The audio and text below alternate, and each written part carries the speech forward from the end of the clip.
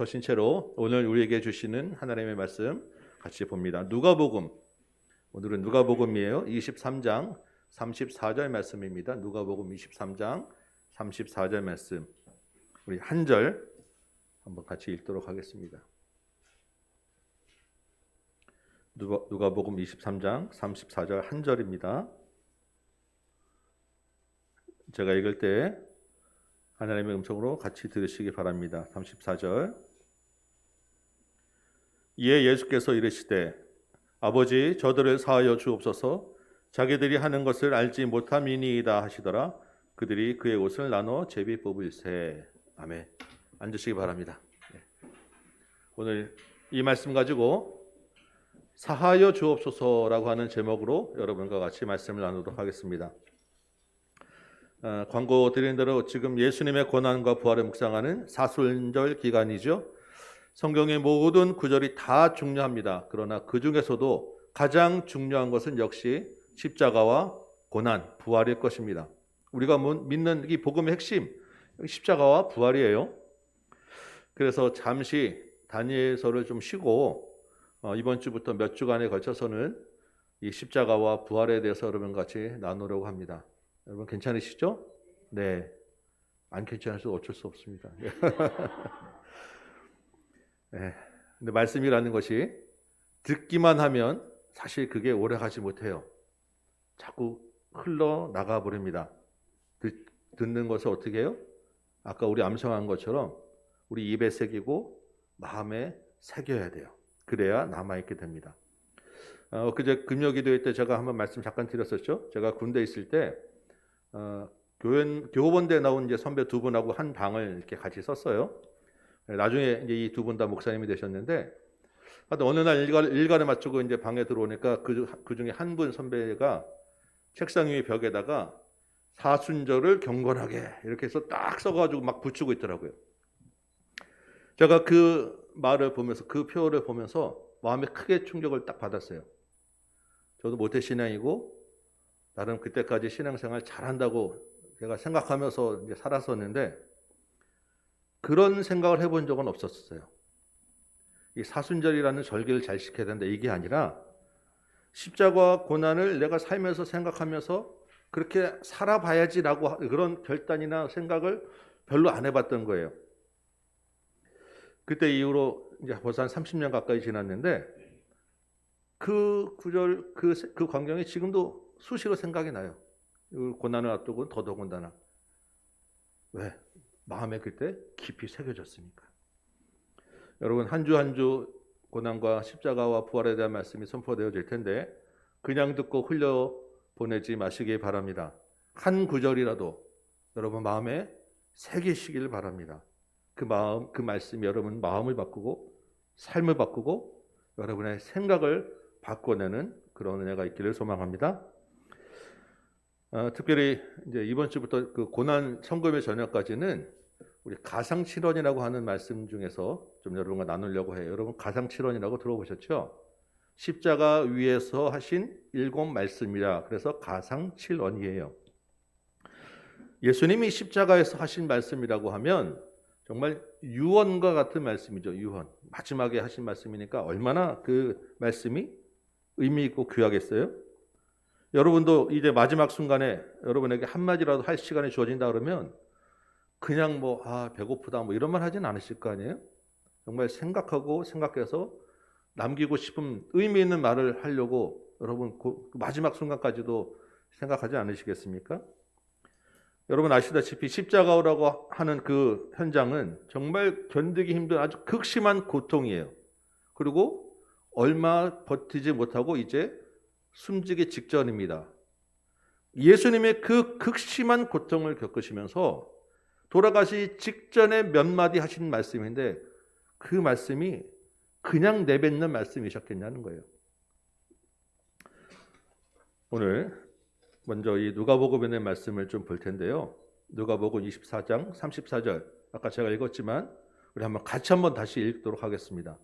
한번 예수님 무슨 말씀하셨는지 생각하면서 한 목소리로 한번 읽어볼게요. 시작. 이에 예수께서 이르시되 아버지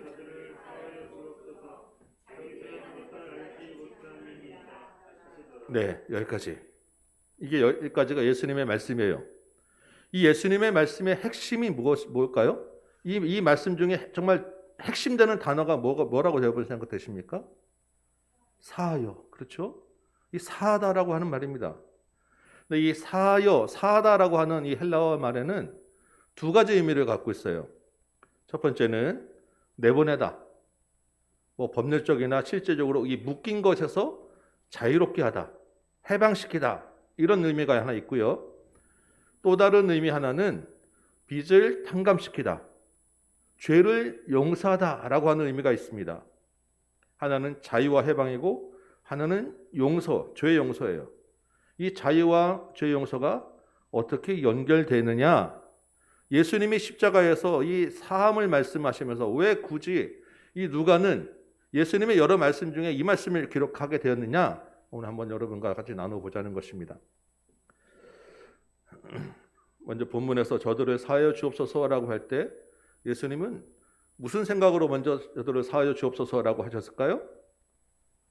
그냥 저들을 용서해 주옵소서라고 하는 게 제일 먼저 딱 떠오르죠. 그죠? 예수님이 이 땅에 오신 가장 중요한 이유는 우리를 죄에서 용서하고 죄에서 구원하시기 위함입니다. 그렇죠? 십자가에 달려서 극심한 고통을 받고 돌아가시기 직전까지도 예수님의 가장 큰 관심은 죄 용서에 있었다는 거예요.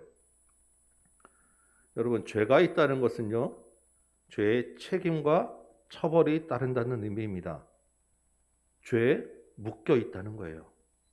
죄의 그 속박에서 벗어나는 길은 뭐가 있습니까? 그 대가를 치르는 것밖에 없어요. 성경에서는 죄의 대가가 사망이라고 분명히 이야기하고 있습니다. 그게 우리가 받아야 될 책임, 심판이라는 거예요. 사망. 그런데 예수로 인해서 그 죄에서 우리가 용서를 받았다라고 하는 것은 예수님이 나의 죄를 가지고 가셨다는 거예요. 우리 죄를 예수님께 내보냈다는 것입니다. 내가 받아야 될 죄의 책임과 심판, 예수님이 대신 받으셨다는 것이고, 그래서 나는 그 죄로부터 자유롭게 되었다라는 것이 죄 용서 받았다는 의미인 거예요. 그러니까 우리는 죄와 사망에서 해방되었다. 우리를 자유롭게 하고 우리를 용서하시기 위해서 예수님이 십자가에 돌아가셨다라는 것입니다. 그래서 그 십자가 예수를 믿기만 하면 죄 용서와 자유를 얻게 되었다라는 것이죠. 여러분, 이런 죄 용서와 자유를 얻은 자에게 어떤 반응이 있겠습니까? 당연히 기뻐해야 되지 않겠어요? 내가 죽어야 되는데 살아났잖아요. 묶여 있었는데 풀려나고 자유를 얻었잖아요. 얼마나 기쁘고 감격스러웠겠습니까? 우리 그 선조들이 8월 15일 광복되었을 그날에 그 기쁨과 감격을 뭐 말로 다 설명할 수 있었겠어요? 또 한편으로는 이 죄에서 그 해방되면요, 평화가 오게 돼요. 평화. 하나는 기쁨이 있고 하나는 평화가 있고 되는 거예요. 죄를 지으면 정상적인 사람이라면 그 죄가 주는 죄책감 때문에 마음이 편할 수가 없어요. 늘 그 죄책에 시달리다가 어떻게 하면 그 죄책을 좀 잊고 피해보려고 다른 죄를 짓게 되는 것이 일반적인 죄의 그 원리가 되는 것입니다. 그래서 죄가 있는 곳에는 절대 평화가 있을 수가 없어요. 그 원리의 가장 근본적으로는 죄가 있으면 하나님과 같이 있을 수 없기 때문에 우리가 평화를 누릴 수 없는 거예요. 그런데 그 죄가 용서받았습니다. 죄가 없어지면 하나님과의 관계가 다시 회복되어지기 때문에 거기에서 하나님이 주시는 참된 평화, 샬롬을 우리가 누릴 수 있게 된다는 것입니다. 그래서 누가복음 2장 14절에는 이렇게 되어 있습니다. 여러분 잘 아시는 말씀이에요. 지극히 높은 곳에서는 하나님께 영광이요, 땅에서는 하나님이 기뻐하신 사람들 중에 평화로다. 예수님이 이 땅에 오신 것은 그 예수를 믿고 죄 용서 받은 자들에게 기쁨과 평화를 주기 위해서라는 것입니다. 여러분 안에 이 기쁨이 있으십니까? 이 평화를 누리고 계십니까? 썰렁하죠. 예수 안에 우리의 기쁨과 평화가 있다는 것 우리가 너무나 잘 알고 있어요. 그렇죠? 우리가 입에 달고 삽니다. 찬송가 부를 때 웬만한 찬송가 가사 중 우리가 좋아하는 찬송가 가사 중에 다 있습니다.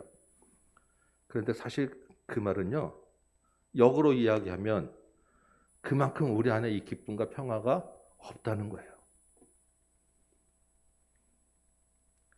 사실 우리가 사는 이 세상, 사실 그렇게 기뻐할 일이 뭐 있겠습니까? 그렇게 뭐 우리가 평화로운 세상에 삽니까? 그렇지 못하죠. 뭐 다른 거 다 떠나서라도 지난 1년 동안 코로나라고 하는 정말 눈에 보이지 않는 작은 바이러스 하나 때문에 우리가 얼마나 우울하고 얼마나 힘들게 삽니까? 온갖 평화가, 마음 평화, 세상의 평화 다 없어졌어요. 그런데 예수를 믿는 우리에게는 코로나보다 더 센 그 어떤 것이 와도 빼앗을 수 없는 기쁨과 평화가 있다는 것을 우리가 기억해야 된다는 것입니다. 예수님이 이미 우리의 죄를 용서하시고 우리에게 자유를 주시고 평화를 주셨기 때문에 우리가 충분히 기뻐할 만하고 충분히 평화를 누릴 만하다라는 것을 잊지 말아야 된다는 것입니다. 우리가 없는 것이 아니라 자꾸 잊어버릴 뿐이라는 거예요. 우리가 그래서 자꾸 듣고 마음에 새겨서 기억하고 누려야 한다는 것입니다. 딱 여러분 책상 위에다 하나 붙여놓으세요. 우리에겐 자유와 기쁨이 있다. 죄 용서받았다. 눈에 보이게 붙여놓고 마음에 새기고 입에 달고 우리가 살 필요가 있다는 것입니다. 고난주간이라고 하면 예수님의 십자가와 고난을 묵상한다고 하면서 우리 주님 얼마나 아프셨을까? 분위기 잡고 무겁게 정말 말도 안 되는 우리가 주님을 동정하는 위로하는 것처럼 우리가 살고 그게 고난을 묵상하는 자세는 아니라는 것입니다. 우리가 잊고 있었던 기쁨과 평화를 다시 기억하는 것. 주 안에서 기쁨과 평화가 있다는 것을 우리 안에서 다시 한번 되새기고 살려내는 것. 이것을 위하여 주님이 그 마지막 그 고통의 순간에서도 온 힘을 다해서 한마디 말씀을 뱉으셨다는 것을 다시 기억하고 묵상하는 게 십자가와 고난 아니겠습니까? 그런데 여러분 오늘 본문 이 한 절에 보니까 저들을 사하여 주옵소서라고 주님이 말씀하셨는데 그 저들이 누구겠어요? 예수님을 십자가에 못 박은 로마 군인들 그리고 그 예수님을 고발하고 조롱한 유대인들이겠죠. 당장 그 밑에 막 이렇게 있잖아요. 그런데 그들만이겠습니까? 로마 군인하고 유대인들만 포함하겠어요? 예수님을 평생 동안 대적한 모든 원수들이 다 포함될 거예요. 그 현장에 있는 사람들뿐만 아니라 그동안 예수님을 대적했던 얼마나 많은 사람들이 있었어요. 제사장도 있었고 바리새인도 있었고 예수님을 대적한 모든 사람들을 다 포함하는 말일 것입니다. 무슨 말을 하는 것이냐? 예수님이 보여주신 그 죄 용서의 모델은 원수들의 죄를 용서해달라. 원수를 사랑하라. 원수를 용서하는 그 사랑이었다는 것입니다. 이 원수를 용서하는 죄 용서의 모델을 누가 또 이어서 따라 했었죠? 사도행전에 보면 스데반이라고 하는 7 집사님 중에 한 분이 자기를 죽이려고 날라도로 돌을 던지는 그 사람들을 향하여 아버지 이들의 죄를 용서하여 주옵소서. 바울과 베드로가 각 교회에 보낸 여러 서신서 안에 또한 이 사랑의 말씀들, 원수를 사랑하고 용서해달라는 말씀들이 곳곳에 들어있어요. 우리 기독교 신앙이라는 것이 그냥 단순하게 이웃을 사랑하라고 하는 것이 아니라 원수를 사랑하고 용서하는 신앙이 기독교 신앙이라는 것입니다. 우리가 이제 예수 안에서 기쁨과 평화를 회복한다는 것은 나만 기쁘고 평화를 누리는 것이 아니라 예수님을 따라서 우리가 원수를 사랑하고 용서하는 데까지 일을 해야 된다. 이것이 우리의 마땅히 행할 바라는 것을 성경은 말씀하고 있다는 거예요. 그런데 여러분 이제 또 하나가 우리 생각해야 될 게 있죠. 우리에게 돌을 던지는 원수가 누구냐는 것입니다. 실제로 여러분에게 돌을 던진 사람이 있습니까? 여러분을 죽이려고 덤비는 사람들이 있어요? 여러분에게 물질적으로나 정식적으로 그렇게 큰 해를 끼치는 정말 원수 같은 용서하지 못할 자가 얼마나 있습니까? 그렇게 많지 않을 거예요. 그래서 사실은 원수를 용서하라, 사랑하라는 말이 그렇게 우리에게 뭐 와닿거나 내가 정말 내 원수를 사랑해야지라고 할 때 그렇게 감격스럽게 우리에게 어떤 무겁게 받아들이지 않으실 겁니다. 그런데 여러분, 그런 사람만 원수이겠어요? 나와 마음이 맞지 않아서 사실 그냥 조금 껄끄러운 사람들, 몰래 내 뒤에서 험담하는 거 내가 다 알고 있는데 라고 하는 사람들, 나를 그냥 은근히 조금 미워하고 은근히 괴롭히고 조금 이렇게 비난하는 사람들, 내 속에 저 사람을 미워하는 마음이 있지만 그래도 그냥 말해야지 하고 그냥 무시하고 서로 안면 마주치지 않는 그런 사람들, 우리 가까이에 얼마나 많이 있습니까? 그런데 그 사람들을 원수로 생각하고 내가 용서해야지라고 얼마나 여러분은 생각하십니까? 그런 원수 같지 않은 왼수들 바로 옆에 또 있으시죠? 여러분 같이 살고 있는 배우자, 자녀, 하루에도 10번씩 미운 마음이 들어다 놨다 하고 껄끄럽기도 하고.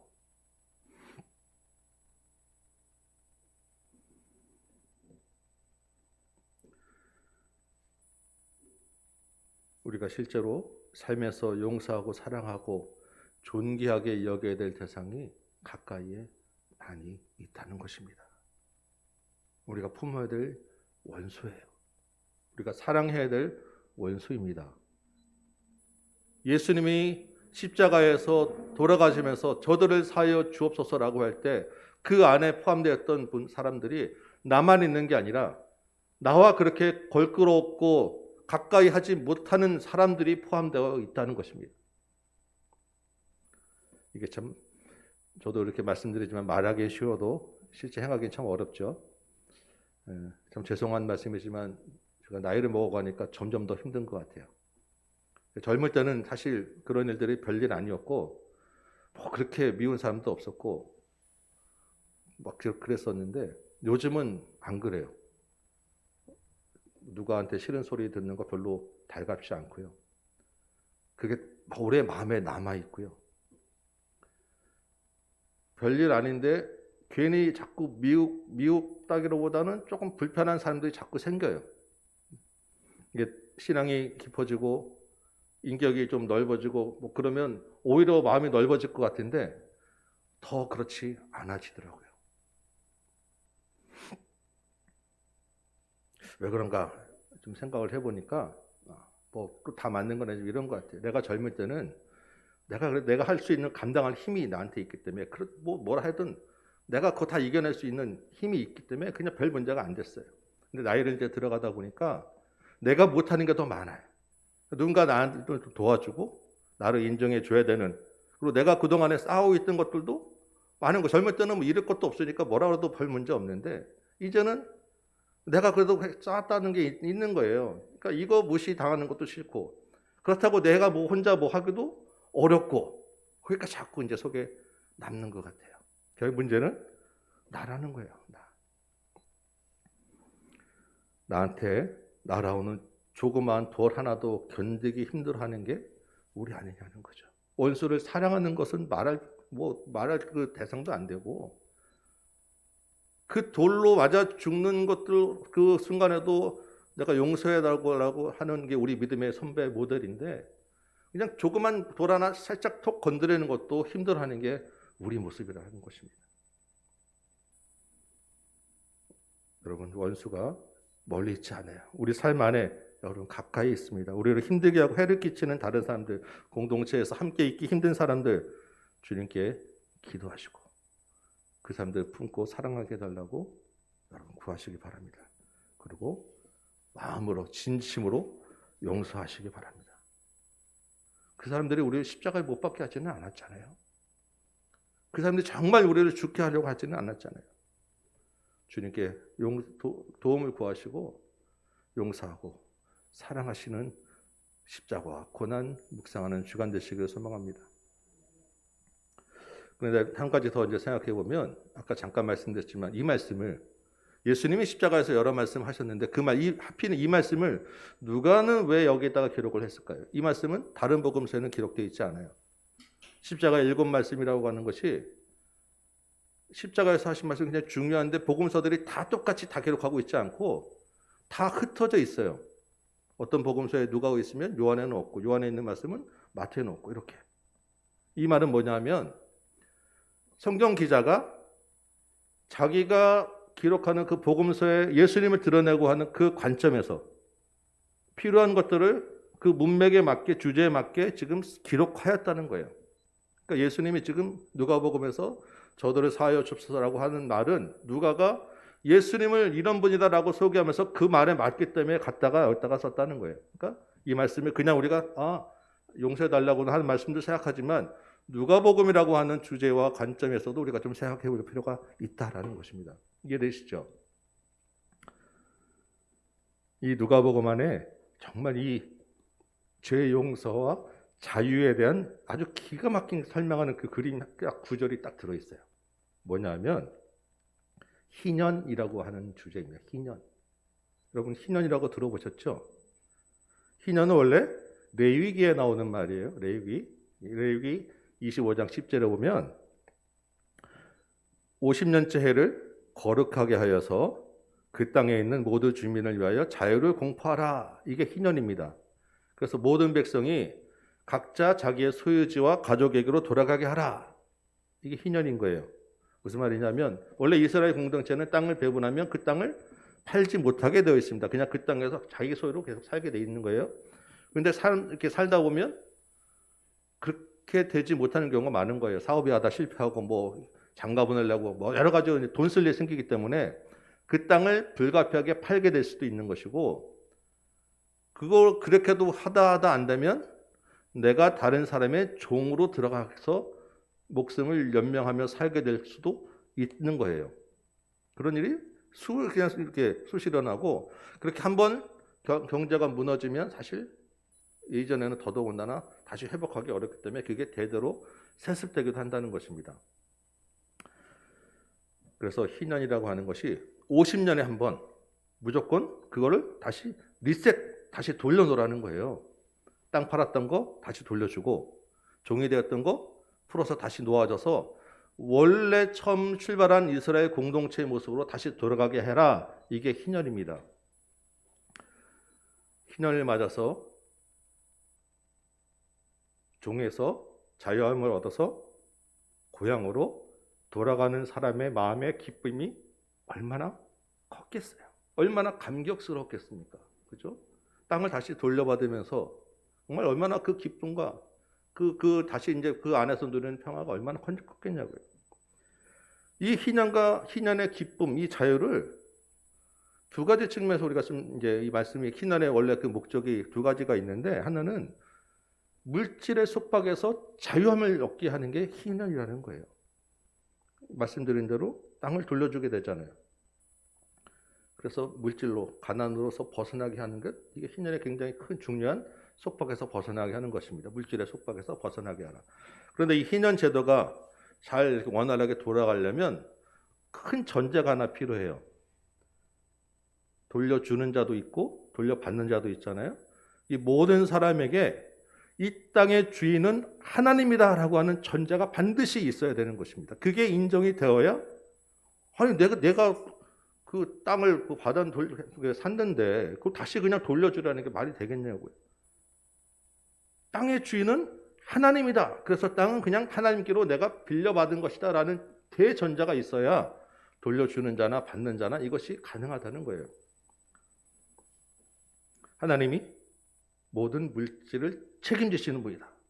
하나님이 물질과 삶의 공급자다라는 분명한 주인의식이 있어야 이 희년이 가능하다는 것입니다. 두 번째는요. 이 희년이라고 하는 것은 신분의 속박에서 벗어나게 해주는 거예요. 하나는 아까는 물질의 속박, 이번에는 신분의 속박, 종에서 자유를 얻게 해주는 거기 때문에 남의 그 종의 신분, 가난하고 억압받는 자가 자유를 얻게 된다는 것입니다. 누구누구를 억압하고 착취하는 것이 아니라 동등한 신분으로 되게 되로 다 이제 회복시켜 주는 거예요. 여기에도 역시 중요한 전제가 있습니다. 무슨 전제냐? 우리 모든 사람이 하나님의 형상으로 지음받은 존귀한 존재라는 것이 인정되어야 되는 거예요. 그게 회복되어지는 게 희년인 것입니다. 하나님의 형상으로 우리가 지음받았어요. 우리는 다 하나님의 형상을 우리 안에 소유한 같은 피조물이다라는 것이 인정되어야 되는 것입니다. 하나님의 형상이라고 하는 것은 주인은 하나님이 있는 거잖아요. 우리는 그 형상을 닮은, 형상을 소유한 같은 신분이다.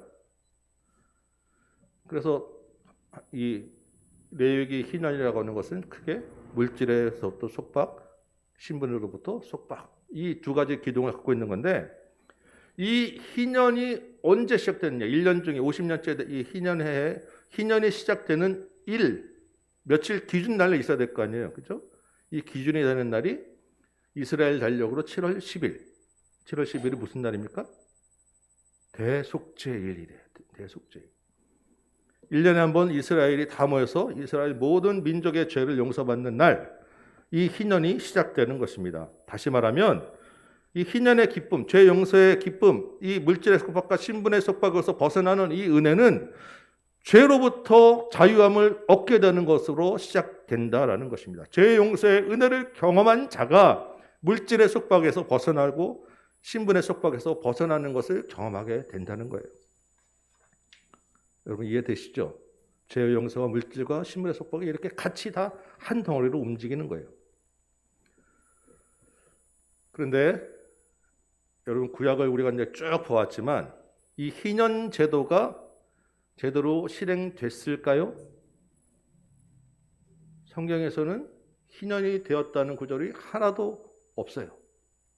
한 번도 희년 제도가 실행되지 않은 것입니다. 실행되지 않았기 때문에, 사실 실행되지 않은 문제가 아니라 이 실행되지 않은 것 때문에 선지서가 그렇게 오랫동안 많은 양이 기록됐고 결국 이스라엘이 멸망하게 된 원인 중에 하나가 결국 이 희년 제도가 실행되지 않았기 때문이에요. 여러분 생각해 보시기 바랍니다. 사람이 어느 누가 자기 힘으로 죄를 용서할 수 있겠어요? 죄 용서를 경험하지 못한 자가 어떻게 물질의 속박을 할 수 있겠으며 신분의 속박을 해줄 수 있겠습니까? 안 되는 거예요. 그래서 이사야 선지자가 이렇게 이사야서에 기록하고 있어요. 이사야 61장 1절에서 3절입니다. 이거 한번 같이 찾아볼게요. 이사야 61장 1절에서 3절.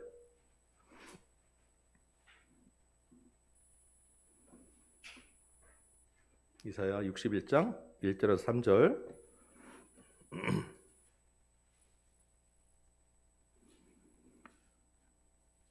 예, 1절부터 보시면 이렇게 되어 있습니다.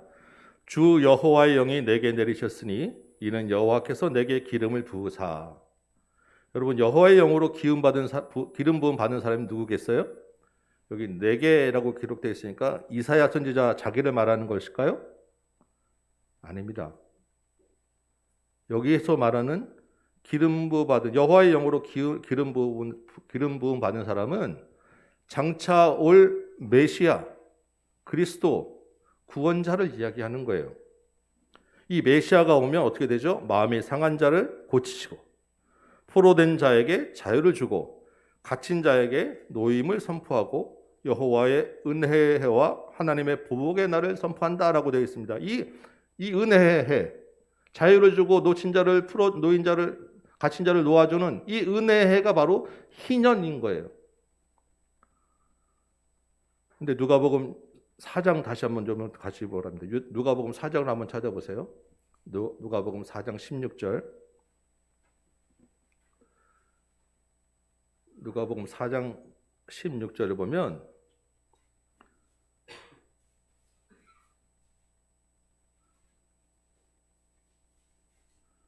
예수님이 나사렛으로 가셨어요. 나사렛은 예수님의 고향입니다. 희년은 고향으로 돌아가는 거잖아요. 예수님이 자기 고향 나사렛에 가서 안식일에 회당에 들어가셨습니다. 그리고 성경 말씀 하나 찾아가지고 읽었는데 바로 이 이사야 61장 1절에서 3절 말씀을 그대로 읽은 거예요. 그게 누가복음 4장에 기록되어 있습니다.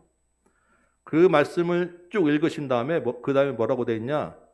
오늘 이 말씀이 내게 응하였다라고 선포하신 거예요. 무슨 말이냐?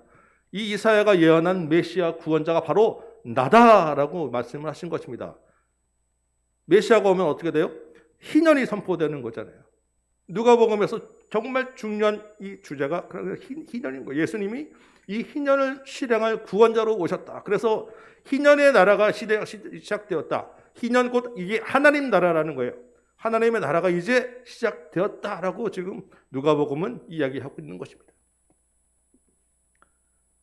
이 말씀이 이제 예수님의 일생을 마치는 저들을 사하여 주옵소서라고 할 때 예수님이 이제 그 죄에서 용서하고 신분과 물질의 속박에서 벗어나게 하는 일을 예수님이 이제 마무리하신다라고 마지막에 기록하고 있는 것입니다. 예수님이 이 일을 위하여 오셨다는 거예요. 자신을 믿는 자에게 죄 용서의 자유와 기쁨과 평안을 누리게 하고 물질의 속박과 신분의 속박에서 벗어나게 하시는 일을 위하여 이 땅에 오셨다가 이제 그 일을 마치시며 돌아가신다라는 것입니다. 그래서 아까 예배 시작 전에 읽은 이사야 53장에 있는 말씀은 우리는 다 양 같아서 각기 제 길로 갔거든. 이 우리 양같이 각기 제 길로 가는 우리를 위하여 그 모든 죄를 예수님이 담당하셨다. 대속죄일의 희생 제물이 되셨다. 그래서 이 땅에 그 은혜로 희년이 선포되고 시작되었다라는 것입니다. 그게 그 현장, 이 희년이 선포되고 시작되는 현장이 오늘 읽은 누가복음 23장 34절 아버지여 저들을 사하여 주옵소서라고 하는 말씀이라는 것입니다.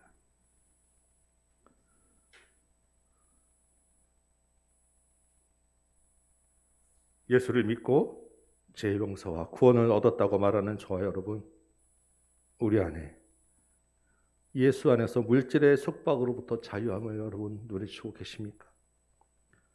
땅의 주인, 우리 물질의 주인, 우리 삶의 공급자가 하나님이라는 것을 여러분 인정하고 사십니까? 말로 말고 정말 삶에서 물질 때문에 먹고 사는 염려와 집착 때문에 우리가 시달리고 있지는 않느냐는 것입니다. 그것에서 벗어났기 때문에 우리가 자유롭게 나누고 베풀며 살고 있느냐는 것입니다. 얼마 전에 재산 한 1,000억 이상 있는 사람이 하는 얘기가 돈이 1,000억이 생기니까 눈에 보이는 게 5천억 있는 사람이 보이더라는 거예요. 여러분, 당신 왜 이렇게 좀 쉬지? 그렇게 일하고 있습니까? 5천억 있는 사람을 보니까 내가 작다. 5천억 만들기 위해서 내가 이러고 있다고. 물질의 자유라는 것이 이렇게 우리를 힘들게 하는 것입니다. 이건 많이 있고 적고 믿음이 높고 믿음이 깊고 적고의 차이도 아니에요. 특별히 목회자들에게 굉장히 중요한 도전입니다. 하나님의 공급으로 이 목회를 하느냐. 저에게도 마찬가지죠.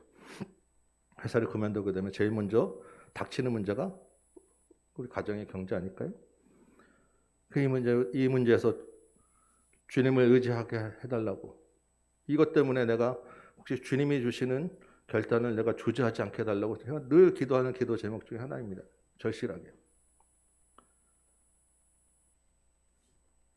원수 사랑하는 것에서 말씀드렸듯이 서로를 높이고 존경하게 하는 것 역시 쉽지 않으실 거예요. 왜? 당장 눈앞에 스펙이 좋고 뭔가 있어 보이는 사람은 우리가 좀 존경하게 대하고 존경하게 되지만 그렇지 않은 사람은 우리 그냥 기본적으로 일단 한 수 아래로 무시하고 시작하게 되잖아요.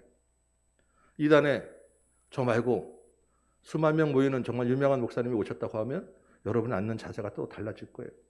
귀가 달라질 것입니다. 우리 눈에 보이는 그게 다 그렇게 다른 거예요. 주님이 우리의 죄를 사하셨다는 것은 정말 우리가 너무 잘 아는 은혜의 말씀인데 그리고 우리 믿는 믿음의 핵심인데 이걸 이렇게 하나하나 실제 따지고 들어가 보면 주님이 사하여 주셨다고 하는 죄와 물질과 신분 중에 그 어느 것 하나 우리가 쉽게 누리고 있지 못하다라는 것입니다.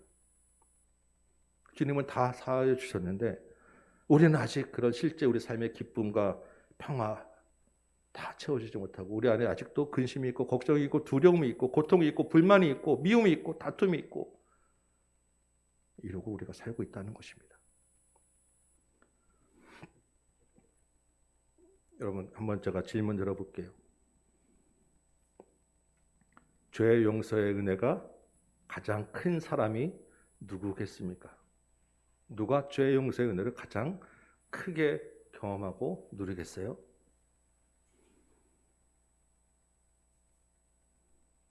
내가 죄인이라는 것을 인정하는 사람 아니겠습니까? 죄로부터 물질과 신분의 속박으로부터 용서와 자유를 얻었다는 그 기쁨과 평화라고 하는 것은 그 사람이 짊어진 죄의 무게를 인식하는 것과 비례하는 거예요. 여러분 이해되시죠? 아무리 죄 용서의 기쁨이 크다고 하더라도 내가 죄인이 아니면 나랑 관계없는 것입니다. 내가 묶여있지 않은 사람에게 묶인 기쁨을 얘기하면 그래, 나는 이미 누리고 있는데 나는 이미 자유한데 뭘, 별거 아닌 거 되는 거예요. 그렇다고 해서 우리가 항상 죄책감에 시달려야 된다? 아닙니다. 그런 말이 아니에요. 예수를 믿고 죄사함을 받았고 물질과 신분의 속박에서 벗어나게 되었다고 하지만 여전히 그대로인 나를 보면서 이 문제를 주님께 가져가는 사람이 되어야 한다는 것입니다. 여전히 그대로인 나를 보면서 주님 앞에서 괴로워하고 주님께 도움을 구하는 사람이 이 은혜를 경험한다는 거예요. 말씀과 삶이 일치되지 않는 그 불의실 때문에 내가 치열하게 말씀으로 순종하며 살아내겠다고 싸움을 싸워내는 사람에게 이 은혜가 경험되어진다는 것입니다. 그런 자들에게 허락되는 선물이 바로 죄 용서의 자유, 기쁨과 평화라는 거예요. 그 선물을 맛본 자가, 그 은혜를 경험한 자가 원수를 사랑할 수 있는 것입니다. 그러한 자가 정말로 내 삶의 주인은 주님입니다 라고 고백할 수 있는 거예요. 우리 안에 이 괴로움이 있느냐는 것이죠. 이 죄의 무게가 있느냐는 것입니다. 그래서 정말 절실하게 주님께 이 죄를 가져가 달라고 구하고 있느냐? 우리의 마음과 생각과 우리의 욕구, 삶의 태도, 우리의 언어와 우리의 가치관을 바꿔내는 싸움을 하고 있느냐? 주님께서 말씀으로 도전하고 있는 거예요. 이렇게 말씀드리면 이게 뭐 굉장히 거창한 것 같죠? 한꺼번에 뭔가 다 해야 되는 것 같죠? 아니요, 그렇지 않습니다.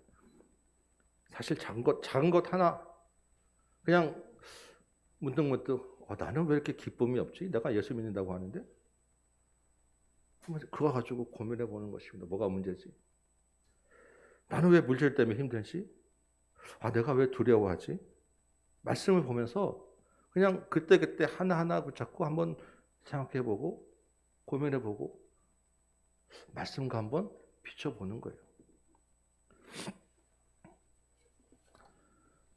왜 나는 말씀에 순종하려고 하지 않지? 기도하면서 주님께 묻고 또 묻고 주님께 이렇게 구하다가 보면 어느 순간 주께서 주시는 은혜를 우리가 경험하게 되는 것입니다. 그러면서 그렇구나라고 한번 은혜를 경험하지만 뒤돌아서 또 다시 또 다른 문제에서 불의치 않은 나를 보고 이건 또 뭐지? 주님께 또 묻고 구하고 그러다가 다시 주님께 주시는 기쁨을 경험하고 이게 쌓여가는 것이 우리의 신앙생활이라는 거예요. 이런 과정이 없으면 나는 그냥 이미 자유함을 얻은 사람이야 라고 스스로 문 닫아놓고 사실상 주님과 가까이 하는 그런 거리 좁히는 일들을 하지 않는다는 것입니다. 그 안에 예수가 있느냐? 이거는 퀘스천 마크라는 거예요. 예수를 믿음으로 우리는 사함의 은혜를 입었습니다. 그렇죠? 죄를 용서받아서 죄책과 심판에서 자유를 얻게 된 거예요. 그러면 물질의 속박과 신분의 속박에서도 해방이 된 것입니다. 여러분, 분명하게 일단 이것을 믿으시고 마음에 새기시고 기쁨과 평안을 누리시기 바랍니다. 그리고 기쁨과 평화의 힘으로 원수까지도 사랑하시기 바랍니다. 그런데 막상 살면서 사실 우리가 그 주님이 주시는 삶의 은혜를 잘 경험하지 못하게 되지요. 이유는 주님이 십자가에서 저들을 사하여 주옵소서라고 할 때 그 저들 안에 내가 있다는 것을 인정하지 않기 때문이에요.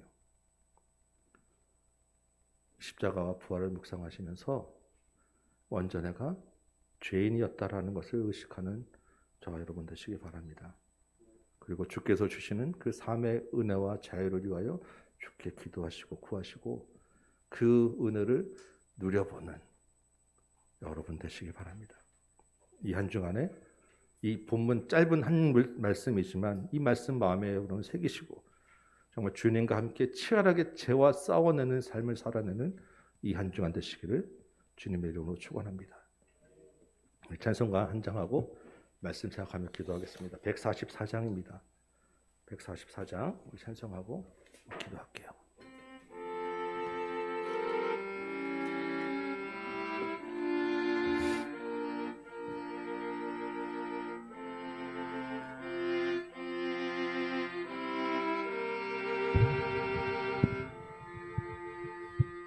예수 나를 위하여 십자가를 질 때 세상 죄를 지시고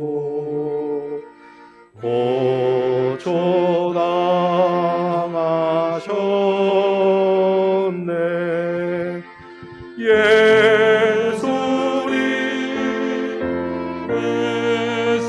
예수님 나의 죄 위하여 몸에 피를 흘리니 죄인 받으소서.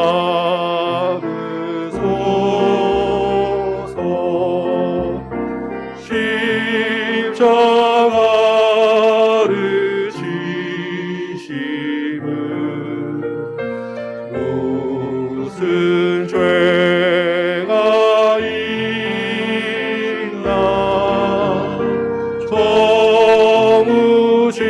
저무지한 사람들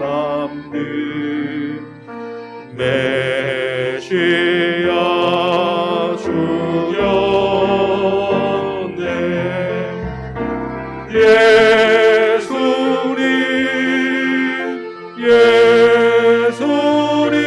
예수님 나의 죄 위하여 몸에 피를 흘리니 죄인 받으소서.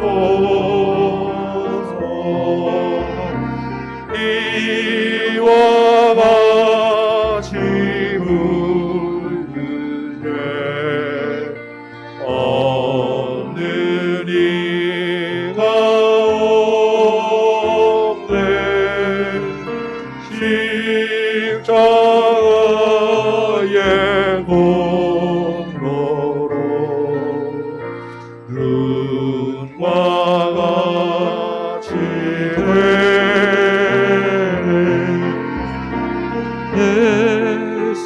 예수님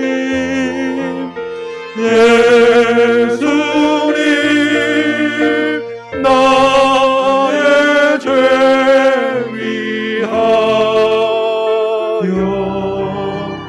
몸에 피를 흘리니 죄인 받으소서. 아름답다 예수여 나의 좋은 친구. 예수 공로하니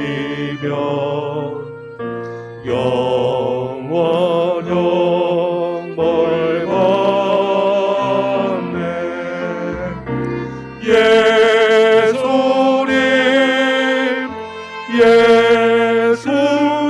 예수님 나의 죄 위하여 몸에 피를 흘리니 죄인 받으소서.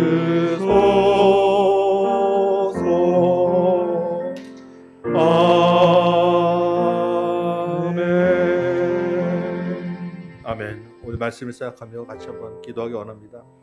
주께서 우리 죄를 사하여 주옵소서라고 기도하시는데 그 안에 아직 내가 있다고 생각하지 못하시지 않으셨습니까? 내가 죄의 영상을 받은 그 자유와 기쁨을 누리고 사십니까? 물질의 속박에서 벗어나 주께서 우리의 공급자이심을 믿고 사십니까?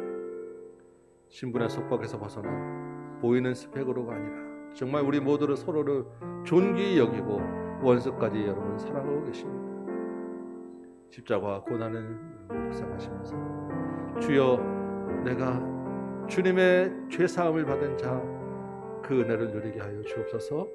그 기쁨과 자유로 내가 원수를 사랑하게 하여 주옵소서. 그 기쁨과 자유로 내가 이 땅에서 주님을 주인으로 모시고 살아내게 하여 주옵소서. 치열하게 죄와 싸워내고 말씀에 순종하는 삶 살도록 나를 도와주옵소서. 우리 같이 한번 기도하도록 하겠습니다. 기도합니다.